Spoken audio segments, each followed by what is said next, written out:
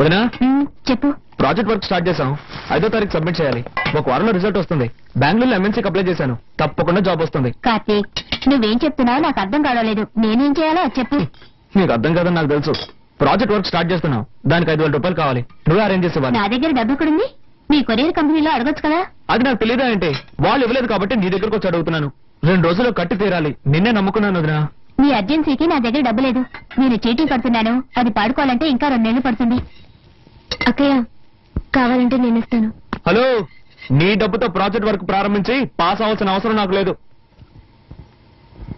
కార్తీక్, అవసరానికి తప్పేమి లేదు, తీసుకో. సరే వదినా, నువ్వు చెప్తున్నావు కాబట్టి ఒప్పుకుంటున్నాను. తీసుకున్న డబ్బు 3 మాసాలు తిరిగి ఇచ్చేస్తాను. కానీ ఒక కండిషన్, బ్యాంక్ వడ్డీ 2%. అంతకు మించి నేను ఇవ్వలేను. దానికి ఒప్పుకుంటే నీ ఇవ్వను, లేదంటే వేరే చోట చూసుకుంటాను. ఏమంటావమ్మా?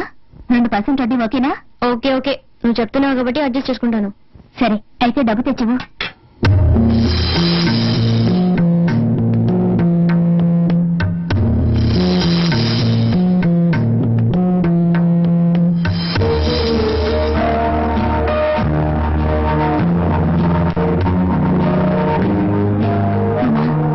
శుక్రవారం పూట మెల్ల ఉన్న గొలుసు తీయకన్నా.